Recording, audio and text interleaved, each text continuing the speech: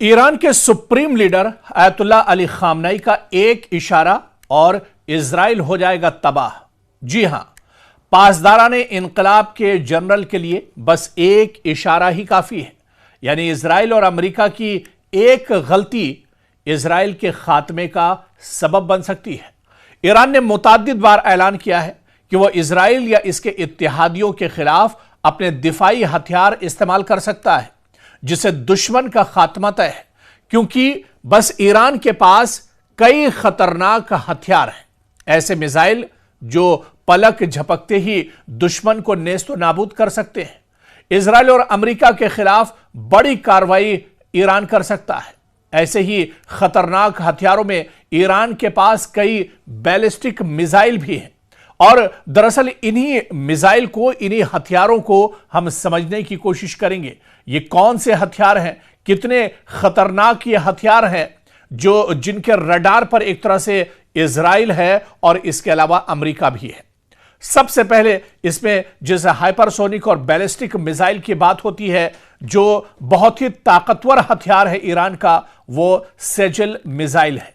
जी हां, ये दरअसल एक लंबे फासला तय करने वाला बैलिस्टिक मिसाइल है। ठोस ईंधन यानी सॉलिड फ्यूल पर यह चलता है, जिससे जल्द लॉन्च मुमकिन होती है और तकरीबन 2000 किलोमीटर तक अपने दुश्मन पर यह निशाना साध सकता है। इसकी खास बात यह है कि सख्त दिफाई सिस्टम से बचने की सलाहियत इसमें है। रफ्तार इसकी बहुत ज्यादा है और मुतादिद मकासिद को निशाना बनाने की इसके अंदर सलाहियत है। इस मिसाइल की वजह से ईरान को मुमकिना तौर पर इजराइल, उर्दन, सऊदी अरब और मशरिक़ वुस्ता के बड़े हिस्से तक निशाना बनाने की सलाहियत एक तरह से मौजूद है। यानी सेजल मिसाइल ईरान का बहुत ही मजबूत और खतरनाक हथियार है, जिसके निशाने पर पूरे तौर से मशरिक़ वुस्ता में अगर बात की जाए तो अमेरिका के तमाम एयरबेस और इसके अलावा पूरा का पूरा इजराइल कहीं ना कहीं इसके टारगेट और निशाने पर रहता है।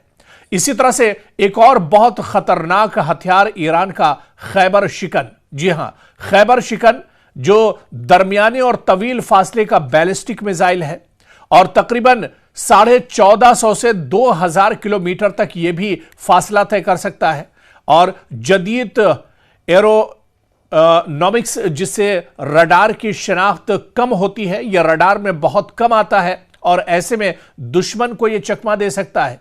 इसकी एक्यूरेसी बहुत ज्यादा है और तबाही वाला वारहेड इसे माना जाता है।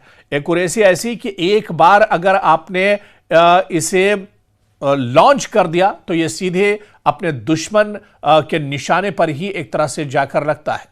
मोबाइल लॉन्च प्लेटफॉर्म से भी इसे दागा जा सकता है।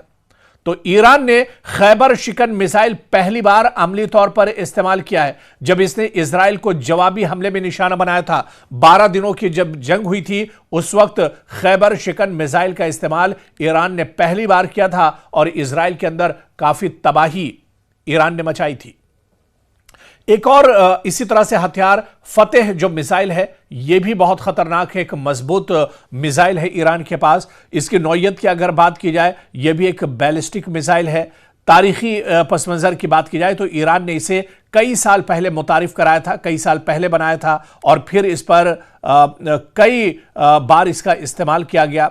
आप देखिए कि यह मोबाइल लॉन्चर से दागा जा सकता है, निस्बतन कम फासले पर तेज हमला कर सकता है और यह मिसाइल ईरान के इलाकाई दिफाई सिस्टम यानी दिफाई निजाम जो डिफेंस सिस्टम का हिस्सा है और पेशगी फौजी रेस्पॉन्स के लिए भी एक तरह से इसका इस्तेमाल किया जाता है।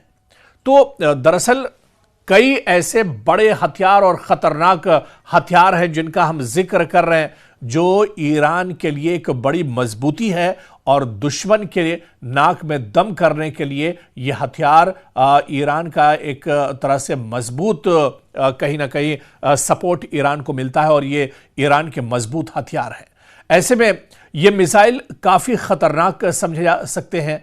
और इसी तरह से जो मिसाइल हैं, इन मिसाइलों के रेंज की वजह से ईरान खुद से हजारों किलोमीटर दूर मौजूद इलाकों तक भी हमला कर सकता है, जिसमें इजराइल और मशरिक़ वुस्ता के अहम शहरों या फौजी मराकज भी एक तरह से शामिल हैं। और यही जो मिसाइल हैं, ये सबसे बड़ी ताकत है ईरान की। ईरान तेहरान में बैठकर और पासदाराने इनकलाब के एक इशारे पर मशरिक़ वुस्ता में, खासतौर से क्योंकि इजराइल ईरान के नजदीक है, इजराइल पर सीधे सीधे हमला हो सकता है। और इसके अलावा मशरिक़ वुस्ता में जहां जहां अमेरिका के एयरबेस हैं, वो ईरान के निशाने पर है। सेजल मिसाइल, जिसका हमने शुरू में ही जिक्र किया, यह मिसाइल तेज रफ्तार मिसाइल है और आसान लॉन्च है, जिससे दुश्मन के दिफाई नेटवर्क को बेनकाब करने में मदद मिलती है। और यह मिसाइल दरअसल अमेरिका के दिफाई सिस्टम को बहुत ज्यादा मजबूत करता है। और आप देखिए कि ईरानी जराये के मुताबिक खैबर शिकन और दीगर मिसाइल को अमली तौर पर इजराइल के खिलाफ इस्तेमाल किया गया था। जब पिछले दिनों 12 दिनों की जंग हुई थी, उस 12 दिन के जंग में खैबर शिकन और इसके अलावा सेजल मिसाइल का इस्तेमाल भी ईरान ने किया था। और खास तौर पर ऑपरेशन वादे सादिक के दौरान भी इन मिसाइलों का इस्तेमाल ईरान कर चुका है। तो कहीं ना कहीं ईरान के पास कई ऐसे खतरनाक हथियार हैं, ऐसे कई खतरनाक ड्रोन्स और मिसाइल हैं जिसकी वजह से पूरा जो मगरिब की जो ताकतें हैं वो एक तरह से ईरान से खौफ खाती हैं। और यही वजह है कि इजराइल और अमेरिका की जो निगाहें हैं वो ईरान पर टिकी रहती हैं कि ईरान कहीं अपने यहां एटमी हथियार तो नहीं बना रहा है, यूरेनियम की अफजूदगी तो नहीं कर रहा है, यूरेनियम को जमा तो नहीं कर रहा है और आने वाले दिनों में वो इजराइल पर कोई बड़ा हमला कर दे। हालांकि ईरान का बार बार यह कहना है कि अगर वो एटमी हथियार एक तो बना नहीं रहा है, लेकिन अगर आने वाले दिनों में वो एटमी हथियार बनाएगा, एटमी हथियार पर काम करेगा, तो वो अपने डिफेंस के लिए, अपनी सिक्योरिटी के लिए, अपने आप को मजबूत करने के लिए वो एटमी हथियार बनाएगा, ना कि किसी के ऊपर हमला करने के लिए। और इसी तरह से ईरान ने यह भी कहा कि अगर यूरेनियम की अफजूदगी ईरान कर रहा है तो उसके पीछे भी उसके मकासद अच्छे हैं, ना कि उसे निगेटिव तौर पर लिया जाए। लेकिन फिर भी जो मगरबी ताकतें हैं, खासतौर से अमेरिका और जो इजराइल है, वो ईरान से खौफ खाती रहती हैं। आपको याद होगा कि इससे पहले जब इजराइल ने ईरान पर हमला किया था तो इजराइल ने सीधे सीधे यही इल्जाम लगाया था कि ईरान एटमी हथियार बना रहा है, ईरान के पास एटमी हथियार हैं जो इजराइल के लिए बहुत बड़ा खतरा है और इसी खतरे को लेकर ईरान पर हमला किया गया है। हालांकि 12 दिन तक जंग चली और जंग के क्या कुछ असरात हुए, क्या कुछ नतीजा निकला, यह पूरी दुनिया के सामने है। 12 दिन की जंग में जब जवाबी हमला ईरान ने किया तो दुनिया ने ईरान की ताकत देख ली थी। दुनिया ने यह देख लिया था कि ईरान के अंदर सिर्फ बहादुर जंगजू ही नहीं है, बल्कि ईरान अब लेटेस्ट हथियारों से भी एक तरह से लैस है। इसके पास हाइपरसोनिक मिसाइल भी अब एक तरह से मौजूद हैं, ऑटोमेटिक हथियार भी इसके पास है, इसके पास ऐसे ड्रोन हैं जो इजराइल के डिफेंस सिस्टम को भी एक तरह से चकमा दे सकते हैं।